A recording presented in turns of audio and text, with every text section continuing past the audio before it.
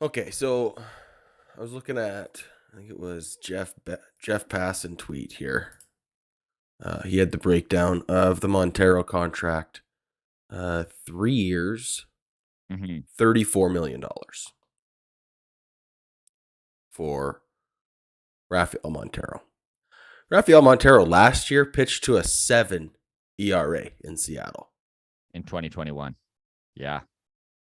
Sorry, yeah, last year. No, I get what you're saying. Yeah.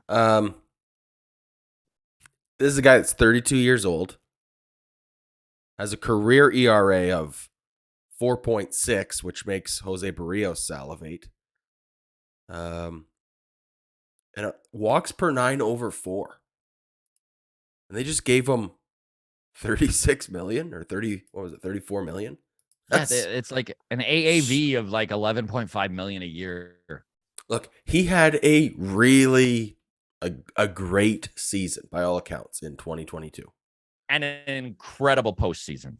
And an incredible postseason. That's a lot of money for a guy with a long list of accomplishments on the back of his baseball card. We talk about it all the time. Like, is this the real Rafael Montero, or is this the blip? Right? Has he turned the corner? Has he figured out baseball, or has he just come up with something that baseball hasn't adjusted to quite yet?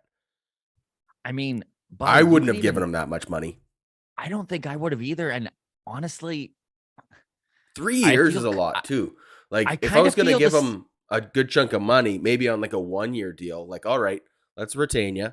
Here's 12 million. Let's see if you can do that again. If you can repeat that, we'll lock you up. But I kind of feel the same way. I kind of feel the same way about Robert Suarez, who I was very all in on. I was like, I would love to see the Blue Jays go out and get him. Of course, he re-upped with the Padres 5 years, 46 million, I think is what it was. That is so much term to give to a guy who really had a big breakout season here.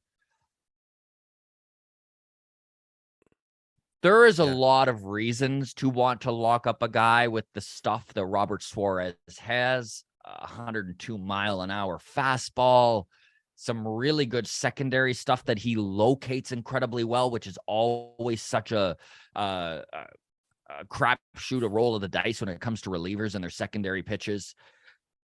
But man, I think the proof of how good Edwin Diaz is the fact that Robert Suarez is probably, I mean, Montero's right there as well, right? I mean, Montero's even making a little bit more when it comes to AAV, per year. Didn't get quite the term. He's a little bit older than Suarez too. I think Suarez is 29. That said, Edwin Diaz. Sorry, Suarez will be 32 next year. Oh, Suarez is also 32. Wow. Okay. Thank you for that. Rookie last year. Yes. Well, he did go, I think it was Japan he went and dominated at. Yeah, I don't care about any of that. I really don't. I know what you're saying, and you're trying to justify it, and I'm like, look, he's a way better pitcher than I am, but we've seen time and time again, like, the Japan leagues, for what they are really competitive ball. It is not Major League Baseball. Right? We see guys dominate at AAA, can't get it done in the MLB. We see guys dominate in a Japan league, can't quite find the same success over here. So I don't really want to give out money based on what some guy did in AAA or what some guy did in Japan. I don't. So a 32-year-old who just came off his rookie season, I don't care how good it is. That's a lot. So look at these contracts, Adam. It's a lot of money for a setup man. For Suarez and Montero. And then look at Edwin Diaz, who got 5 years, $102 million. But he has a track record. Mm-hmm. Not only does he have a track record, he's got a long track record of doing it year in and year out. You don't see Edwin Diaz type consistency when it comes to relievers. And the payday shows that, because he doubled them. He more than doubled them.